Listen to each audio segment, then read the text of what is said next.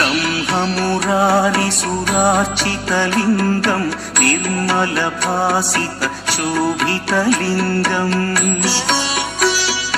जन्मजदुःखविनाशकलिङ्गं तत्प्रणमामि सदा शिवलिङ्गम् देवमुनिप्रवरार्चितलिङ्गं कामदहन करुणाकरलिङ्गम् रावणदर्पविनाशकलिङ्गं तत्प्रणमामि सदा शिवलिङ्गम्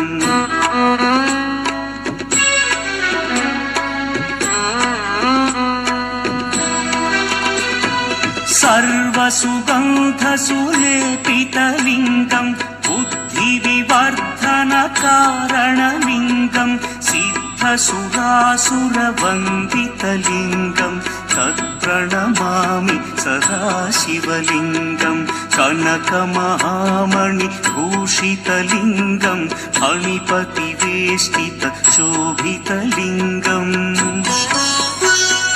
दक्षसुयज्ञविनाशनलिङ्गं तत्प्रणमामि सदा शिवलिङ्गम् कुङ्कुमचन्दनलेपितलिङ्गं पङ्कजहार सुशोभितलिङ्गम्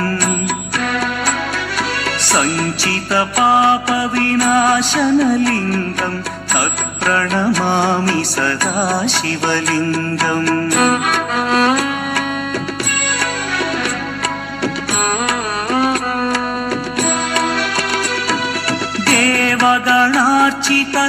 देवगणार्चितसेवितलिङ्गं भावैर्भक्तिभिरेव च लिङ्गं दिनकरकोटिप्रभाकरलिङ्गं तत्प्रणमामि सदा शिवलिङ्गम् अष्टदलोपरिवेष्टितलिङ्गं सर्वसमुद्भवकारणलिङ्गम्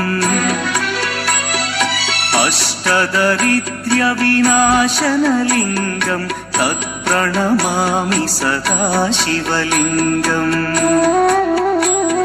सुरगुरुसुरवरपूजितलिङ्गं सुरवनपुष्पसदार्चितलिङ्गम् परमपदं परमात्मकलिङ्गं तत्प्रणमामि सदा शिवलिङ्गम् लिङ्गाष्टकमिदं पुण्यं यः पठेच्छिवसन्निधौ शिवलोकमवाप्नोति शिवेन सह मोदितः।